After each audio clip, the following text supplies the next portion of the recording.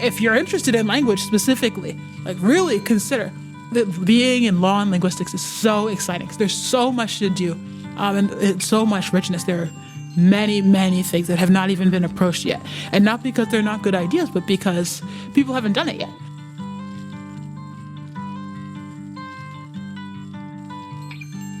Hi, I'm Tilly Brooks. I'm a member of the 2024 cohort and doing a JD and a PhD in linguistics. I imagine a world where we get serious about law and language.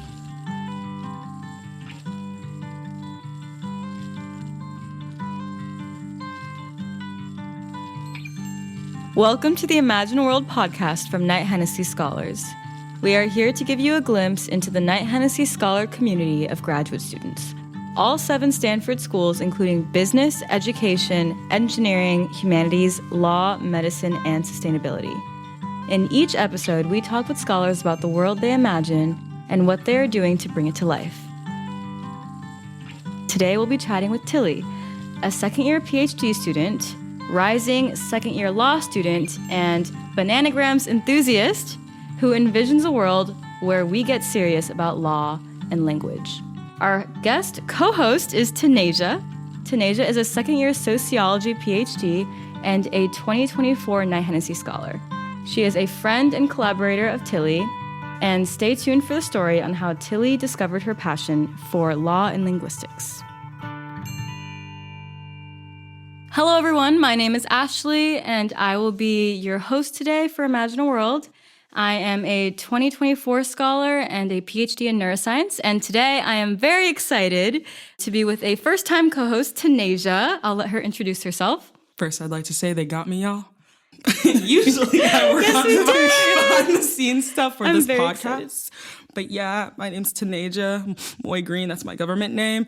I'm a member of the 2024 cohort along with Ashley here and the guest who, our girl, Tilly. Woo! I'm sorry, I forgot she introduced herself. But yeah, super excited to chat. Yeah, super excited for another member of the 2024 cohort. This time, Tilly is a linguistics PhD, and I'm very excited because I know nothing about linguistics, and I want to hear more.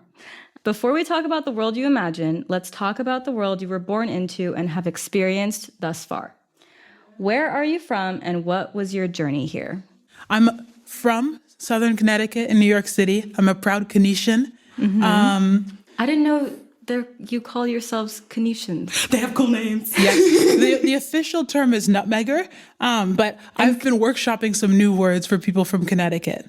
So where does nutmegger come from? Connecticut's the nutmeg state. I love nutmegs. Oh, I see. Go okay. nutmeggers. It's funny. I actually don't remember ever seeing a nutmeg plant growing up, but somewhere in Connecticut, this is important. There's nutmeg fields somewhere. Screaming. Okay. I can't say that part of Connecticut is New Haven, which is where I grew up, but somewhere in Connecticut, this is an important part. Both of my parents are from Connecticut. My dad moved to the U.S. from Jamaica when he was a child, and my mom grew up here, or in Connecticut. That's where I'm from. It's an important part of, my identity. And California has been very different. But to give a little bit more context on how I ended up here specifically, I guess I can just start a little bit at the beginning. Like a lot of linguists, I got started with the field because I was really into language. I had the opportunity to learn Latin when I was in high school, and I loved it. It was awesome. Wow. I think That is a rare case. That's a very rare. So I think a lot of people have a sort of tough time learning Latin, partly because the way that it's taught is very different from how modern languages are taught. You spend a lot less time on listening and speaking comprehension, and you get a lot more in the weeds on syntax in particular, which I loved because it requires certain levels of meta-linguistic awareness, which is kind of awareness about the language that you're using as you do it. That isn't necessarily taught or necessary for language acquisition when you're learning for speaking purposes. This is so cool. When you're learning Latin, and I'm sure there's a lot of roots of words that you recognize from English, how does that, is that what you're talking about when you say meta and meta-linguistic knowledge? Yeah. I guess like a meta-linguistic awareness, it could be in any language, really. Sort of when you think about the habits that you have as a speaker, when you start to talk faster or slower, or things you tend to do, or even knowledge about like the grammar of your language that isn't really something that you learn in school. Like all of those are examples of meta-linguistic awareness. It's just sort of your knowledge about your language. So were these things you were thinking about before you got into studying Latin, or were these things that Latin made you more aware of and like made you interested, I guess, in linguistics? Yeah, I think it came more as I started to learn Latin, because you spend a lot of time, especially in the early stages, just doing rote memorization. So many tables. And Latin is kind of interesting because for me, Latin is a synthetic language compared to languages like English, modern English, which tend to rely a lot more on word order.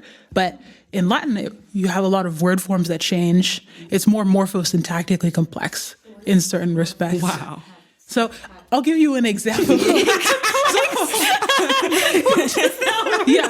I guess essentially, if you think about this words I and me, right? These mean the same thing, but you use them in different contexts, right? You use I if it's a subject and me if it's an indirect object or direct object, for example. The difference between those two things is case. So Latin has that, but for most nouns. For all nouns, actually. So if you say the word dog, the specific form that you use for dog it appears in a bunch of different forms, depending on what role syntactically the word is in the sentence. So you could imagine I and me, but instead of just 2 forms, there are 10, right? Oh my. And all nouns do this. So Latin has There's 5 10? cases. Yes. So there are 5 cases and singular plural forms. So, and then adjectives so have cool. to agree. So it's very cool because Latin, it's just a natural language, like all other natural languages, but it's very different than English. And so what really kicked off my passion is that I started to do more comparative approaches to language, because I got the chance a few years later to start learning ancient Greek.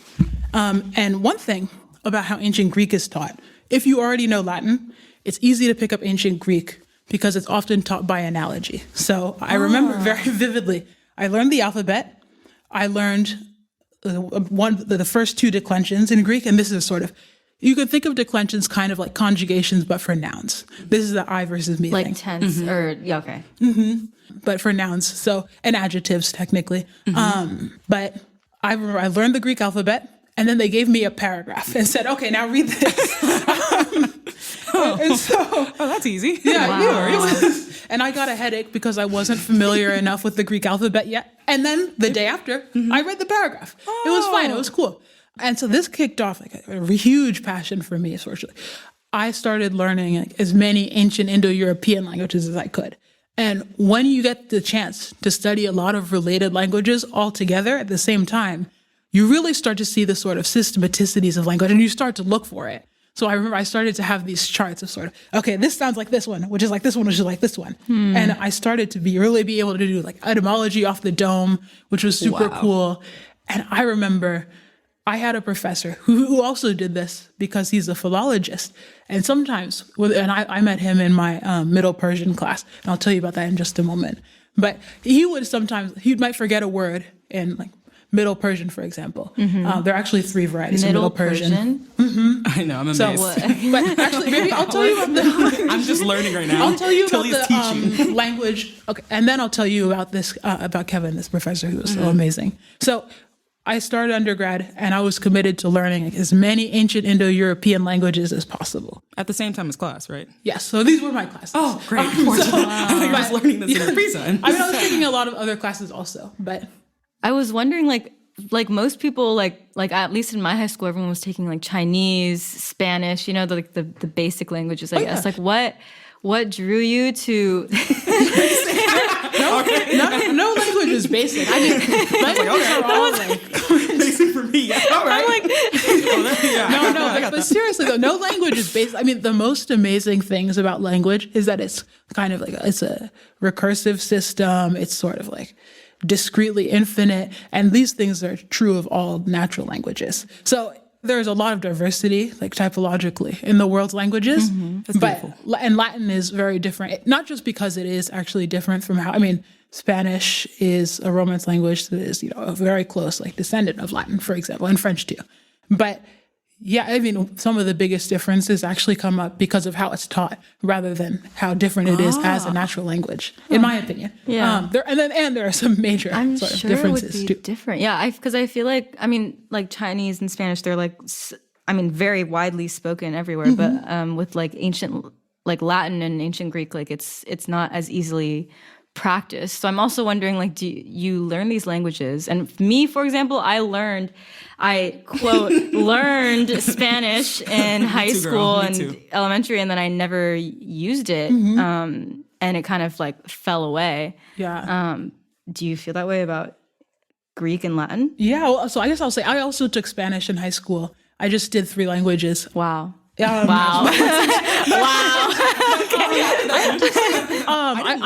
I only did Spanish for 2 years because I was so like, passionate about the ancient languages. I wish I had stuck with it. I'm learning Spanish now. But yeah, I mean, I think pedagogically it was a very different experience to learn Latin and ancient Greek. You know, it was a big emphasis on reading and writing and almost no like listening comprehension, or I mean, you know, very few people actually speak Latin or ancient Greek. There's a TV show where the characters speak ancient Greek.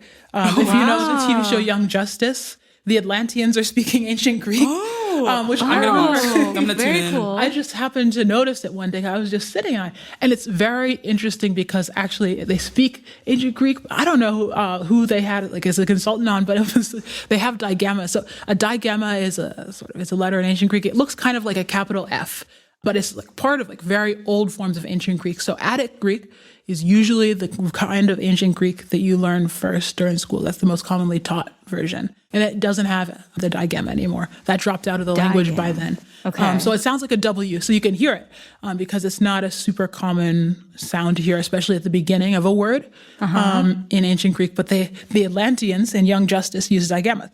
Anyway, it was very funny because one time I was just watching this show and I said, "Are they're speaking ancient Greek? That's weird." Wait, I know this song. Yeah, but yeah, I love ancient languages, and that was my inroad into linguistics. So when I started undergrad, I went in with the goal of learning as many ancient Indo-European languages as I could, and I was lucky enough to be somewhere where there were actually quite a few options. And so I had. Where were you? I went to Yale for undergrad, and they have actually quite a few philologists. So I got the chance to study with some amazing people. I did Latin and ancient Greek, and then classical Sanskrit, Old English, some Middle English, Manichaean Middle Persian, Parthian, and a little bit of Old Persian. I didn't even know some of these were like Scholar. And I remember, especially when I was in my Middle Persian and Parthian class, the professor let me in because normally for a lot of philologists, and this is true, philologists, classicists, people who do historical linguistics, depending on the kind of historical linguistics they do, you have to know French and German because a lot of the texts that you need to read are in French and German. I never learned those 2 languages. When I took this Middle Persian and Parthian class, I remember I was 19 at the time, terrified of everything still.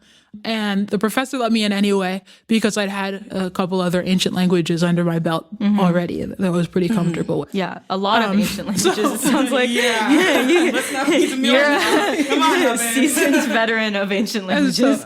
I remember the textbook was entirely in German, no translations available. And I was the only student in the class who couldn't read German, and also the youngest by far. So I show up to this class terrified. And then, Kevin, this is the professor's name, he put me at ease a little bit. And then the first assignment, we learned the script, which is sort of Manichaean Middle Persian. I believe it was sort of a kind of like cursive variety of like the Babylonian Aramaic script. So kind of interesting because the Aramaic is part of the Afro-Asiatic family. It's not Indo-European, so I'd never been exposed to this kind of writing system before. I love learning new scripts. So I actually have bad handwriting, but I'm much better. Your handwriting is gorgeous. Oh, it's pretty bad, but it's much better. Is it? Wait, Tanajia, what's the real take? It's gorgeous? I'll give you the take. Okay, I believe you. Tilly's handwriting is gorgeous. And like, I also Tilly, thank you. I feel like I am learning. This is lecture. It's amazing. And I too love languages, communication's important. It and is. Stuff. And I also, I really enjoyed learning Swahili and French and Spanish and the past lives I've lived. What I'm curious about is you're doing this dual degree. Oh, yeah. Where does law come in? Can I answer the dual degree question after I finish the story about the class? Yes, of course. I want to answer but I didn't. It's like, when is the law coming in? I'll wrap the story. Okay.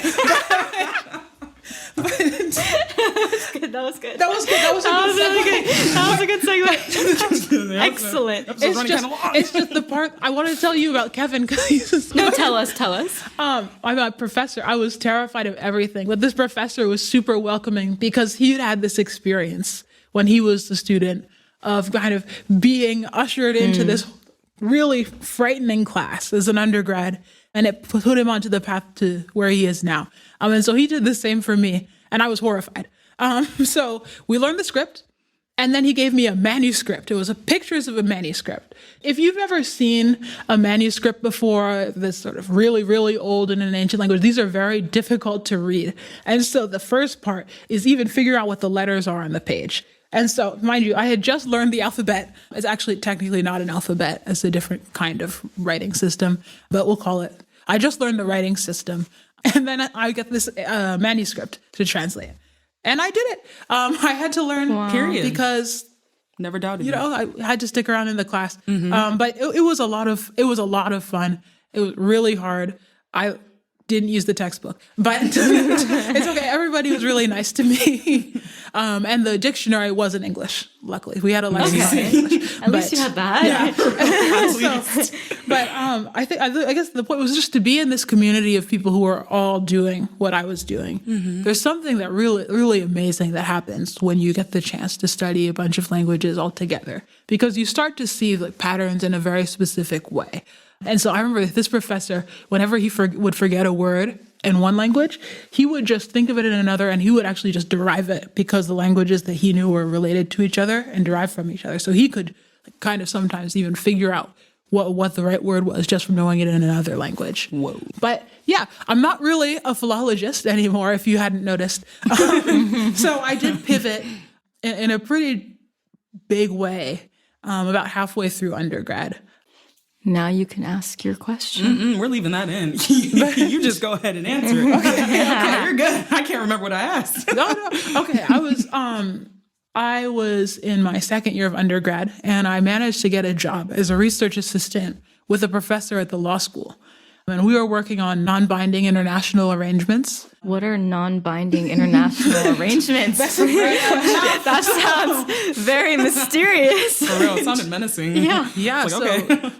So they're kind of what they sound like a little bit to a certain extent. So there are different ways that parts of the government can do things with other states, as in other nations, and non-governmental organizations based outside of the United States. So you hear about treaties. Article 2 treaties is kind of the canonical way to go about international lawmaking as we think about it in the U.S. But it's a process. It's a long process.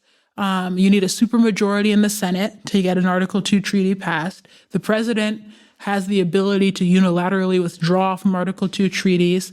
There are a lot of sort of questions associated with how it works. So one thing that we also see often is the formation of non-binding international arrangements.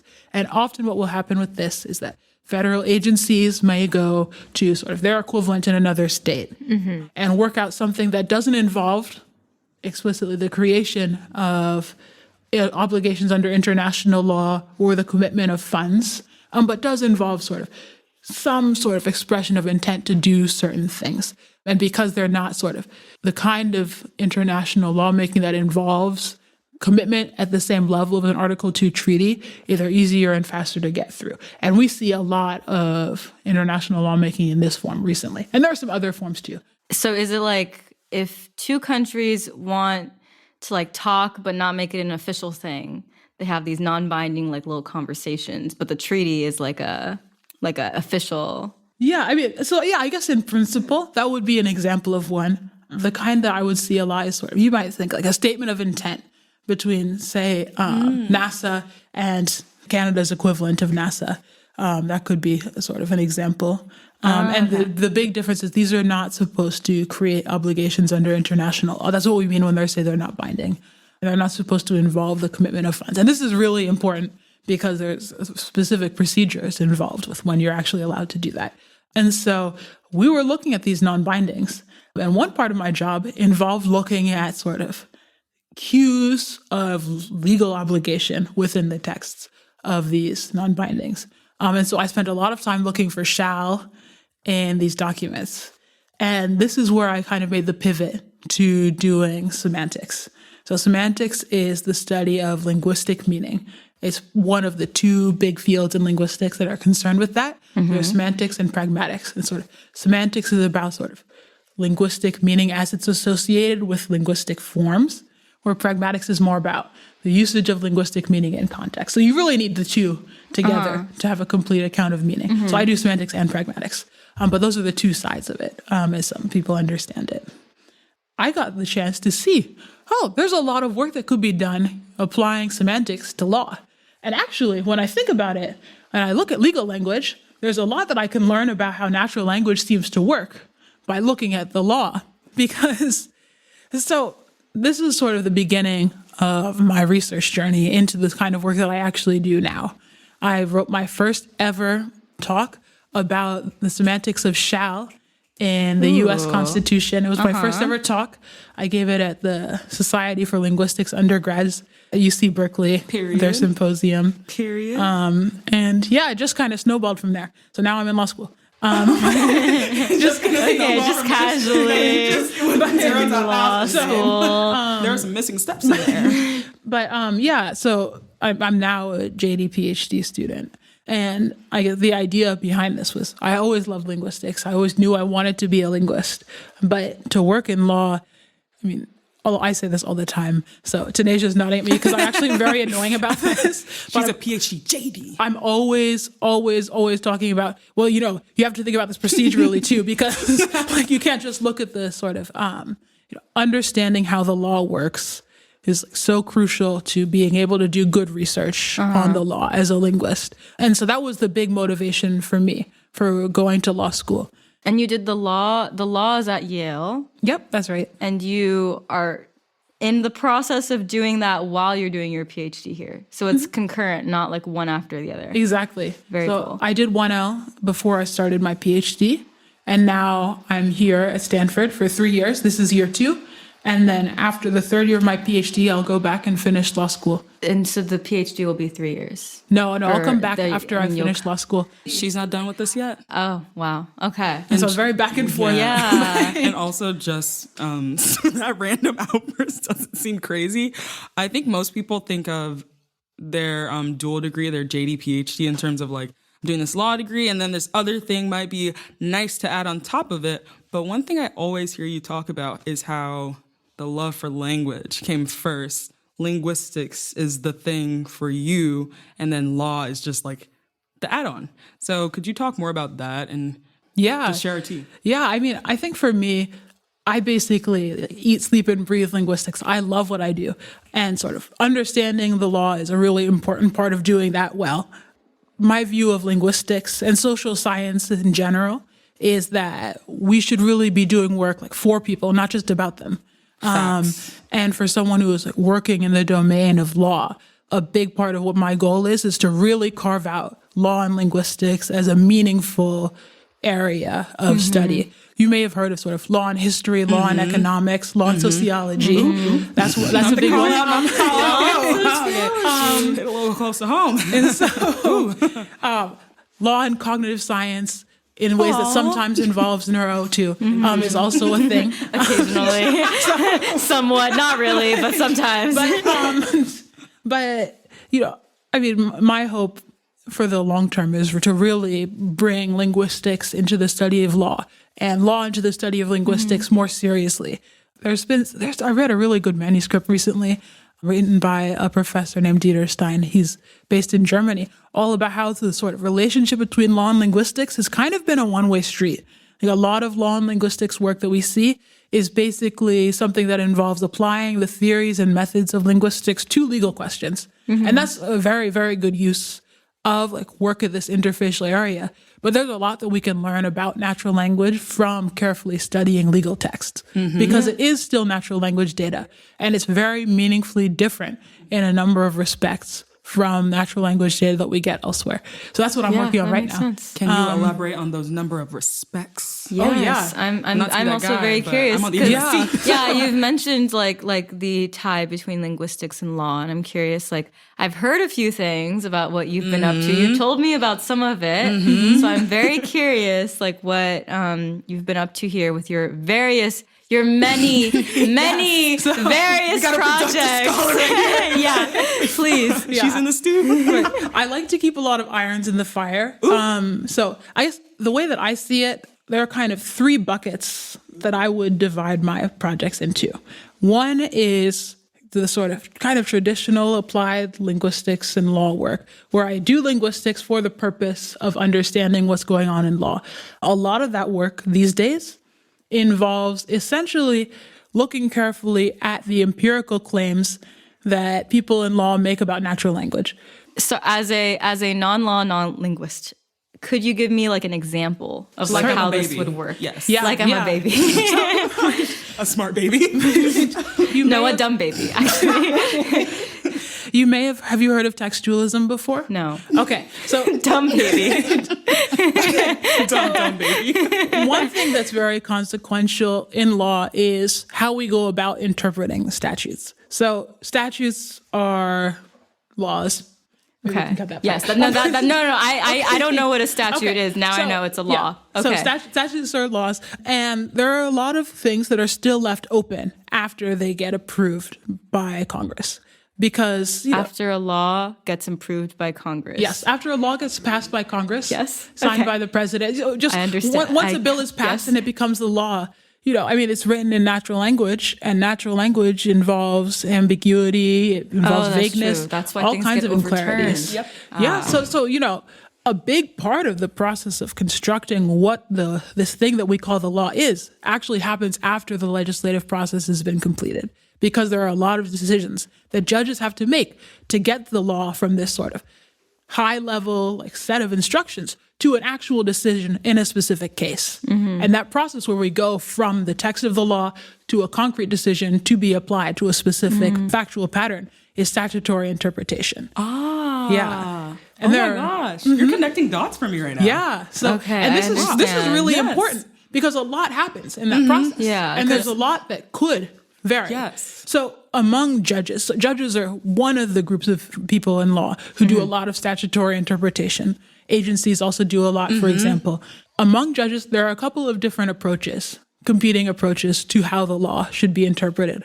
Some people believe that we should really be trying to uncover congressional intent and then making a decision that whatever decision cleaves most closely to the understood intent. Other people believe we should look at the sort of purpose of the statute and make a decision that is sort of guided by our understanding of the purpose. And there are other people who believe we should look at statutory text to the exclusion of other sources, at least sort of with the text having some sort of particularly marked primacy. And that should guide what we interpret the law to be. And those are textualists. There's a lot of disagreement about what exactly textualism is. I see. And we should rip it definitely down for see us. a couple different kinds of textualists on the Supreme Court, most prominently at the moment. But the sort of through line is really this prioritization of text. In my opinion, prioritization of text to the in most extreme cases, complete exclusion of sources like legislative history, most famously, and to the partial exclusion of these sources in more moderate cases. So textualism has become the sort of predominant approach to statutory interpretation on the Supreme Court and in many places throughout the federal judiciary. And that involves making a lot of claims about how natural language works. There's this thing, it's called ordinary meaning. At a high level, you might understand it as sort of the meaning that would be assigned to a word or phrase as it appears in a statute by just ordinary people, or a reasonable person, but an ordinary one nonetheless. Like someone without like a law background. This is actually another point of contention because there are some people who think this should be sort of like ordinary lawyer's meaning. And other people, this means, we should be looking at sort of common usage in mainstream American English at the time the statute was passed. And so the exact boundaries of what should go into consideration for ordinary meaning is definitely contested. I'm actually writing a paper about this right now.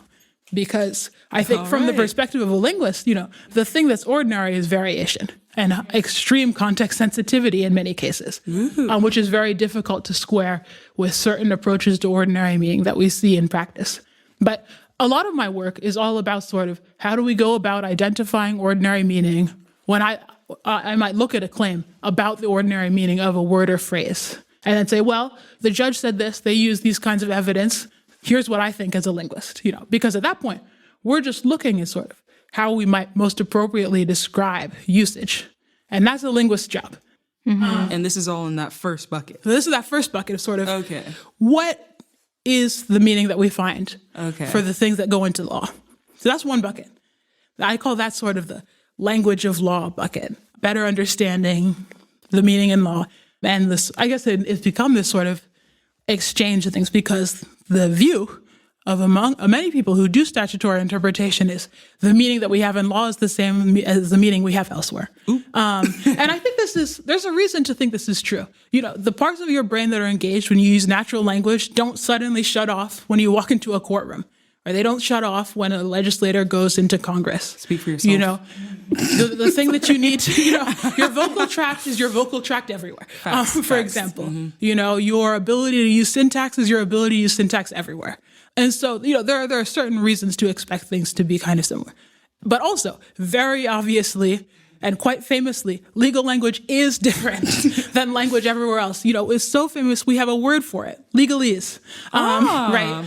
And so that actually kind of brings me towards the next bucket of work, which is there's a lot of really good work on this. I have one question. So when you say like legal interpretation and like how you're basically saying like, correct me if I'm wrong, the written language of the law as whoever wrote it intended can be interpreted very differently by people today or like who have a different opinion on the law, I guess. Is that do you have like an example of where that has become like very relevant? Oh yeah, there are a lot. There's a lot of examples, yeah. And so I guess even setting aside the diachronic question, so that's sort of the question about how things have changed over time, and that's certainly relevant. We get a lot of these questions now. I'll give you some fun examples. There's one question about whether a fish counts as a tangible object, for example, whether a translator who produces written translations counts as an interpreter. Be another example. We were just talking about this over dinner. This is an old case, but whether a tomato is legally a fruit or a vegetable. Oh, yes. The Supreme Court actually decided this one unanimously. In the culinarily, it is a vegetable. The answer is that legally it's a vegetable, by the way. But it's similar. There's another case about whether seeds are nuts. So there are a lot of these questions come down to kind of interesting questions about lexical semantics. And then we also get questions about sort of what does because of mean? Does because of mean sort of proximate causation? This one might be a little too technical, actually. My brain started because of. So I guess I'll give an example more from my own research. Another example is if we look at the sort of linguistic cues that signal legal obligation, I do a lot of work on the word shall, which tends to be understood as a cue of a strong legal obligation, but it's pretty rare in modern English. It's the least common of the central modals. So this is words like will, would, shall, should, can, could, may, might, and must. Right off the dome. Yeah. I do not use shall very often, indeed. I shall use this restroom. I use it all the time. For most people, among those 9 words that I just named, shall is the least common. And in legal context, more precisely in statutory context, it's by far the most common modal. So there are really, there are meaningful differences between language in the law and language elsewhere, some of which result from the things that the law needs to do. We don't write rules for each other. That's not most of what we do when we speak, but it's a lot of what statutes do, for example. But they're even beyond that. I mean, must conveys often the same meaning in mainstream American English that shall does in the law, right? We use must to describe and create obligations for people. But that's not how we see must use. It's usually shall that fulfills that role. So there are things that still have to be explained beyond just the sort of like functional pressures involved. I'm so curious now. I'm even more curious now about your projects that you've been doing here with, I know there's a Keystone project that you guys are working on. I was wondering if you could tell us. We'll never know about the 2 buckets. Oh, yeah. Yes. I'm sorry. That's actually, yes, the other bucket. Yeah, that's actually a great segue into the second bucket. So bucket number 1 is sort of the language of law. What's going on with language as we see it in law, and how can we use linguistics to better understand it? And separately, how can we use our understanding of law to better understand natural language phenomena? Language of law. The next bucket is law of language. And these are questions related to sort of how different linguistic communities are treated based on the sort of important political and legal decisions that actors make in our system. And through this lens, I'm really concerned with how this shows up in sort of civil rights and criminal justice contexts. So Tanajia and I have actually been working on a project related to the California Racial Justice Act. This is Cal Penal Code Section 745. Straight off the dome. Yeah. And Section 745A2, importantly, includes actually a sort of prohibition on the usage of racially discriminatory language in court at trial by most relevant courtroom actors. But there's some real questions, in practice, and certainly for me, reading the statute, 745H4 actually defines racially discriminatory language, so you can look there for more detail if you're curious. But there's been a lot of questions in practice about what it means for language to be racially discriminatory. And from our perspective, we were really trying to chase down sort of what is the effect on criminal justice outcomes of using racially charged language in the courtroom. When a jury hears a prosecutor repeatedly compare a defendant to an animal, for example, how does that affect the sort of factual decisions they need to make? Do people's ability to have their fair day in court, is that sort of negatively impacted by these kinds of linguistic decisions? Now, the research in linguistics and a couple other social science fields indicates that the answer to this is yes. People are negatively impacted by this sort of thing. But we haven't had so many sort of legislative attempts to attend to the findings in the research until pretty recently. So the RJ was passed in 2020, amended in 2022, and we're really excited to be working on this together to start to sort of see what we can do to push our RJ litigation forward. Yeah, it's actually super awesome. Very grateful that Tilly brought me on board, especially because I think something that's important to me is not only to be doing, research that's like research inside the classroom and all of that stuff, yada, yada, but to actually get out there and do something that I feel can produce some like sort of faster, tangible results, if that makes sense. And I can definitely see with what me and Tilly have been discussing recently, how that's going to fulfill that for me, as well as just like, I'm just motivated by this just because, I don't know, as you have probably noticed, Tilly's very passionate about her work. She could convince me to do anything, and I would do it in a heartbeat.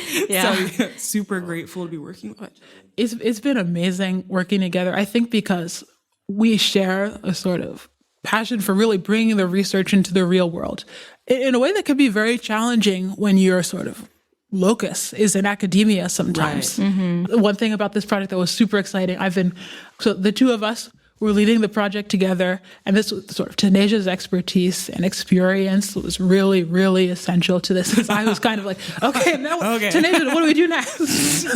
How do we do an interview? No, not you doing this. No way. But the other two authors, we did a conference presentation of our sort of preliminary findings at the Linguistics for Justice conference. Tilly held it down for us. So what were your findings? Oh yeah. So I guess our big sort of finding is that there is a lot of uncertainty about what racially discriminatory language means. Even when the question is raised of sort of, is this racially discriminatory? There are actually a lot of questions still on the table that are probably going to need to be worked out with further litigation. And so I was surprised to see so much back and forth on it, frankly, because the statutory definition is quite clear. But it's a pretty new concept. It's not something I've ever seen in a statute before. and not in this sort of like criminal justice context specifically, certainly either.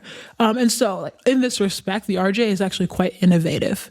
And so one of our big findings is actually there are not so many cases on this topic yet. There's not a lot of law that has made it so far that we have sort of precedential. These are opinions that have a sort of effect of creating rules that will need to be followed or sort of expected to be followed in legal practice subsequently. So there's not a lot of precedential law, or there are not a lot of sort of precedential judicial opinions on like language-related claims arising under the RJA. And so, what is RJ? Oh, RJA is the Racial Justice Act. That's Okay. the abbreviation for the popular name. That was our big thing. But I guess what was super exciting, we also had 2 summer interns working on this project. They were our co-authors, Cameron and Kendall, and they did such a good job there. They're amazing. They were amazing. And so I guess one thing that's really important also throughout this work is getting to be involved with teaching and mentoring. Like I said before, I love what I do. And one thing is that I love sort of getting to share my ideas and teaching people about linguistics. And law and linguistics, as it exists right now, is a very fast-growing area. There aren't a lot of people in it at the moment. And so I have this amazing opportunity to be part of this effort to really carve out law and linguistics as a cohesive field in the U.S. And a big part of that for me is mentoring students, showing up for people, teaching where I can.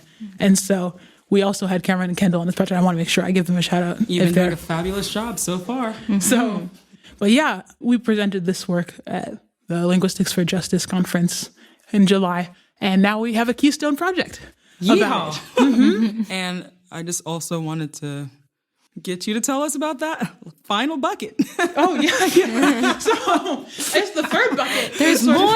There's more. Oh, there's more. So sorry, I forgot you're a productive scholar, period. So we have bucket 1, which is the language of law. Okay, and this is mostly in the domain of legal interpretation. We have the second bucket, which is the law of language. And this is mostly in the area of language rights, linguistic justice in civil rights and criminal justice contexts.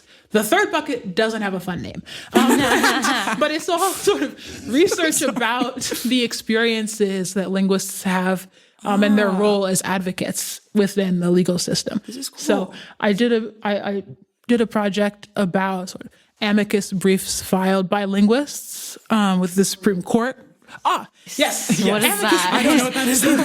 I always forget to describe what amicus briefs are. So, amicus briefing is a form of briefing filed by sort of parties that are not in interest in a case. That is, they're not on either side of the V. They don't really, they might have an interest in the case, but they're not one of the sort of parties who's actually is like one of the people who's actually litigating the case. But they can make a filing, usually at the appellate level, trying to influence the decision that the court is going to make. So you'll see often it'll sort of be like, brief of amici curiae, which means, that's Latin, means friends of the court, in favor of, they might say the name of the party they're supporting, or they might say, in favor of plaintiffs. Sometimes they say in support of neither party.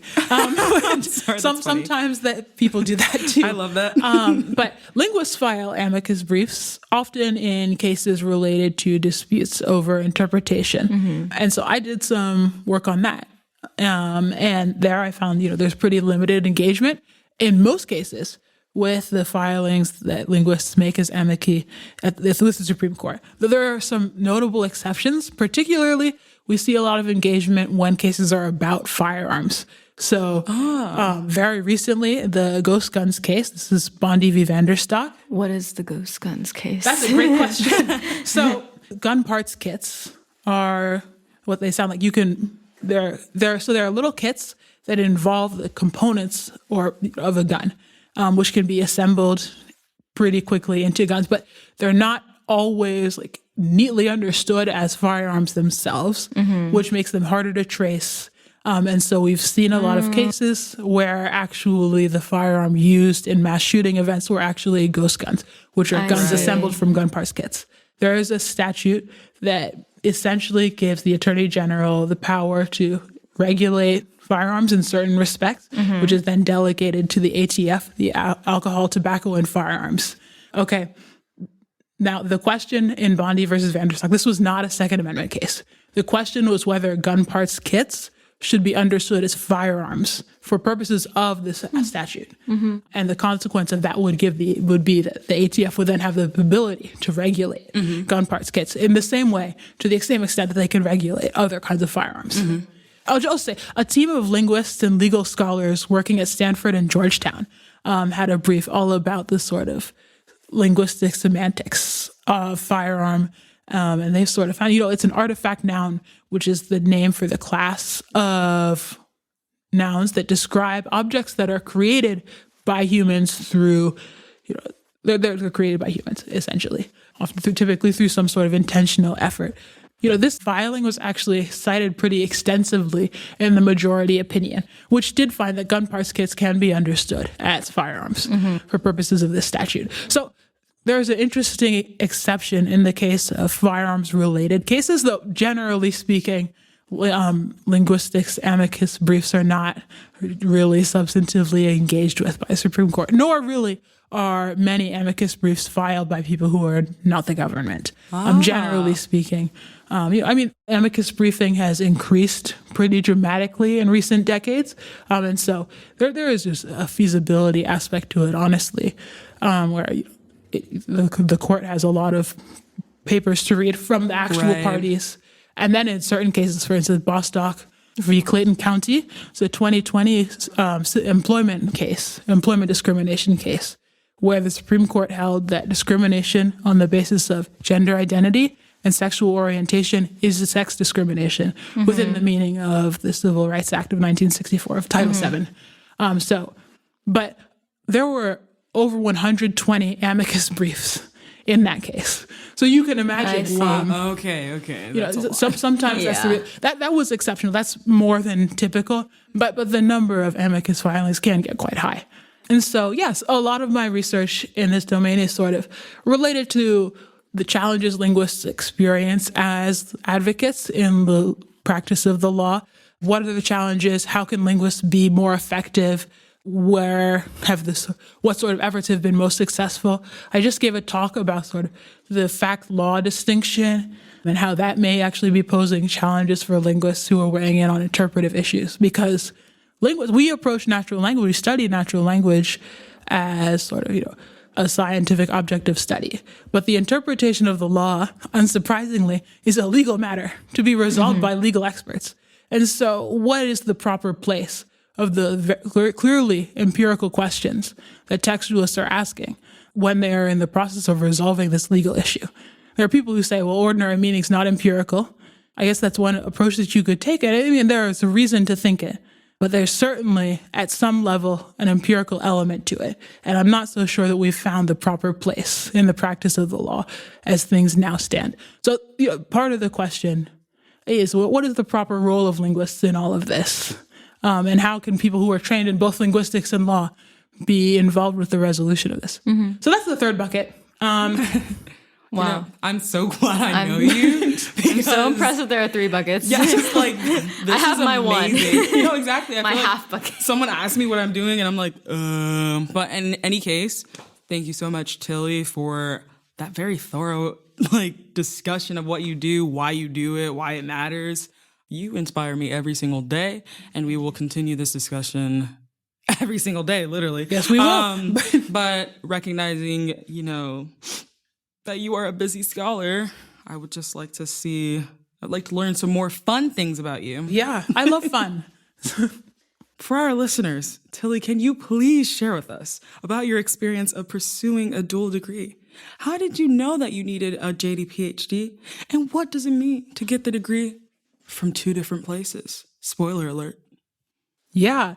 Okay, I actually love answering this question because I made the decision very last minute to go to law school. I knew I was participating in an NSF REU, which is research experiences for undergraduates. And this was the summer before I started my last year of undergrad.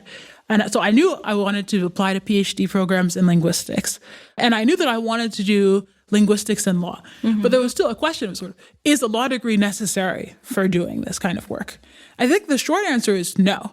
There are linguists who do very good work on law without having a JD. I think some of my favorites are Charisse King, Dami Branson, they're really amazing sociolinguists, Cleo Kondorovdi, an outstanding semanticist, who do very good work, influential work, and mostly they facilitate what they do through partnership. But the question was sort of, is a law degree necessary for what I want to do? And the answer that I landed on is yes. I was in the process of doing this work on the Constitution, and just all the time these sort of detailed procedural questions were coming up. And the answer almost always was, I have to punt it to someone else or not address it. And so I knew, just going from early on in the project, that I really did want to do both. And I really wanted to do sort of linguistics, looking at law that is seriously grounded in an understanding of how the law works. And at a certain point, I'm really hoping to have the opportunity to practice. I'm interested in doing plaintiff side civil rights work specifically. And so there was also sort of an interest in practicing law, which, of course, is a very common reason to go to law school. I might even say the most common reason. And so around the end of August, I decided I was going to go to law school. Dang. And I began this mad dash. I studied for the LSAT. I took it in November, and I fired off all my applications. Way too many, by the way. I applied to 16 law schools and 8 PhD programs, which is, I wouldn't recommend doing that. That was too many applications. But you did that. I did. And so she did that. It all worked out. I did all of my graduate school admissions all at once. And so there were questions of sort of, okay, well, which one do I do first? And what order do I do them in? And what set of institutions makes the most sense? And at the end of the day, I ended up landing on YLS, so that's Yale Law, for my legal education. I think I really love getting to be at YLS. I have found amazing mentors, people who have been supporting me. Some awesome faculty over there. Some awesome faculty. The professor who hired me as an RA, the one who's responsible for me even doing this, I got to write a longer paper with her that I will need to circle back to.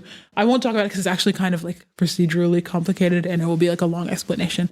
I'll just say That's so exciting. I wrote a paper about the law related to the enforcement of Article 2 treaties within the domestic legal system in the United States with her. That was, basically turning completely on an interesting linguistic question. I get to be close to my family, which is important to me. And then I got to come here to Stanford to work with some of my favorite linguists. I'm advised by this amazing team of people who do very different things, who are all very supportive, who have really, really diverse interests. I think, I love the Stanford linguistics community. So I'm very grateful to have, found a home here. And you love the sociologists, right? I do. I love the sociologists. And the neuroscientists, right? I love all departments, actually. I can see that. This is the amazing thing about Stanford, actually, is that I find myself in all kinds of things, all kinds of different places. Yesterday, for example, I started my day at the School of Education. I'm TAing a class there this quarter. And then I came to the linguistics department for a talk. And then I went to an event with the East Asian languages and cultures. I went to another event with the East Asian languages and cultures department. And then I went back to linguistics. And then at a certain point, I found myself around philosophy for a little bit. And then, I had a meeting with a psychologist because I'm advised by one of them. You're dabbling in everything. I get to do a little bit of everything. And Stanford's a very easy place to get to do that. That is so special.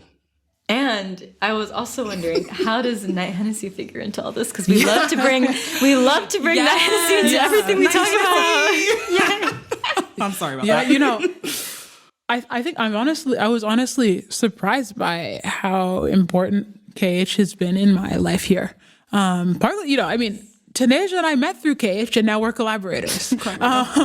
And so, a big part is sort of, I don't know how much I would be leaving the linguistics department if I weren't part of this community. I'd be going to the law school and probably the psych department and philosophy because I have interest in those fields. But I really am everywhere these days. You are. And I think KH has a lot to do with it. I just had a tour of the medical school, for example. I just get to do so many things, partly because of KH. And I also get lunch, which I love. Okay, maybe leave that out. No, we get that in. Lunches. So, I mean, but really though, I come to this like very special physical space very regularly and have gotten to sort of meet new people and build like important personal and professional connections. And I have to say that a scholarship like KH is not really the sort of thing that I ever saw myself doing. I think when I was applying to grad school, when I was submitting my 24 graduate school applications, and I have to say again, I do think that was excessive. This is what I did. I am not endorsing She's this crying approach. as she says this, y'all. But tears are streaming down her cheeks. I didn't even apply to KH when I was applying to grad school because I was like, well, there's no way I'm going to get in anyway. Tilly, you are like, KH. No chance. And I was just doing so much at the same time that I just didn't even bother. And then while I was on my gap year, I decided that I was going to start with law school. And so while I was in the first year of law school, I realized, I'm still eligible to apply. And I'm now not writing any other applications for graduate school. So I thought, well, might as well just fire off an application. And, here we are. And the rest was history. Well, I'm glad I took the swing. I'm glad you did too. That's been a big learning curve for me. Tanajia's gonna start laughing at me when I say this because I say this a lot. One of the things I realized is sort of when you make the transition from being an undergrad to a grad student, and sort of making the transition from being a student to being, someone who is a student still, but also a researcher and an educator, you have to start taking yourself seriously. In a very real sense. Sorry. I love this saying. She just has told me it so many times. She's like, Tanajia, you have to take yourself seriously. You have to take yourself seriously. Right. I was the main reason I wasn't submitting work to conferences. It wasn't that I wasn't doing anything. It was that I was sitting on my hands because I wasn't taking myself seriously. And so it was really, I was working on getting myself to take bigger swings, apply for that fellowship, read that paper, go talk to that professor, and sort of taking these bigger professional, personal, academic swings has been sort of a very important part of life. And so I'm working on it. Sometimes it's hard for me to be brave, but it's very important. Tilly, what advice would you have for other people applying to Stanford and KH? What would you have wanted to know before joining KH? Tell us everything. Yeah, I think the sort of thing that's been most surprising to me is how important KH has been in my experience at Stanford. KH has sort of been really beneficial to me in the ways that I expected. It's where this funding for my stipend comes from. It's where my tuition coverage comes from. It's where I eat lunch most weekdays during the quarter. Mm-hmm. But also a lot of important sort of professional and personal relationships have come out of KH. And I've learned a lot through the programming that we have. We had this sort of storytelling experience. People are surprised by this because I'm a linguist, so they think I'm supposed to have a way with words. But I'm actually very scared of public speaking. And as far as I'm concerned, being a linguist just means I have more ways to put my foot in my mouth. I can just do it in more ways in English and in other languages. In Latin. But we got to practice public speaking within the community through the programming here. And so I think the sort of it could be in any language. There's so many. Yeah, I think the sort of those parts have sort of been really surprising to me. And so the advice that I would have to my past self is sort of lean in, and lean in specifically on the things that are important to you. I guess the thing that has taken me through all of this is sort of following my nose with respect to what's curious, what makes me curious. I did ancient languages because they were interesting to me, and I don't specialize in that anymore. But the abstract knowledge that comes from the process of sort of, having done that sort of comparative study of so many languages simultaneously, and the sort of level of investment and buy-in to something that didn't have an immediately obvious application has been immensely beneficial for you because it's shaped so much of how I think about a problem. And so sort of lean in to actually the parts that are sort of authentic to who I am, because in a lot of ways, lean in first, and the skills and the necessary steps that are required for, what it is that you're going to do follow. Another thing I hear a lot, I think being pre-law is different than being pre-med, because when you're pre-med, so I hear, you have to take chemistry and all these other classes, physics, I think, whatever else. You do. If you're pre-law, you say, I'm pre-law, and you take the LSAT eventually and you keep your grades up. And that's it, basically. Ideally you learn how to be a good writer, but that's really all you need to do, which is how I transitioned from thinking about law school, but not very seriously, to deciding to go to law school within the space of 2 months. And so I think this is sort of, especially for people who are thinking about like doing law and something else, follow your passions, because there are many stones still unturned in this field. And if you're interested in language specifically, like really consider being in law and linguistics is so exciting, because there's so much to do, and it's so much richness. There are many, many things that have not even been approached yet. And not because they're not good ideas, but because people haven't done it yet. And so I get to be involved with this project like at a very early stage in its development, which is so exciting. And I get to be involved with mentoring students who are interested in doing it too, which is by far one of the most rewarding things that I get to do. And so my advice is just, lean into what you care about and, try to run your own race as much as possible, because it really is something that pays off. I don't know. If I were trying to impress people, I don't think I'd do so well, because I'm not a reasonable person. Wait, don't put that in. I mean, it's the truth. It's the truth. You have no authority here, babe. Sorry. I think sort of run your own race is the upshot of that. Thank you for existing, Tilly. Thank you for existing. So much with us on this podcast. Thank you for existing, Ashley. Yes, thank you we got to for make sure we get that in everywhere. And thank you for listening, listener. Thank you to listeners at home. PBS Kids or something. And with that, it's a wrap.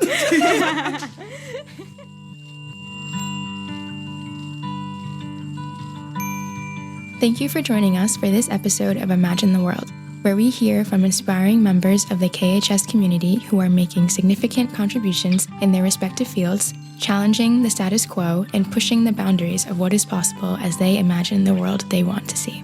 This podcast is sponsored by Knight-Hennessy Scholars at Stanford University, a multidisciplinary, multicultural graduate fellowship program providing scholars with financial support to pursue graduate studies at Stanford, while helping equip them to be visionary, courageous, and collaborative leaders who address complex challenges facing the world. Follow us on social media at Knight-Hennessy and visit our website at kh.stanford.edu to learn more about the program and our community.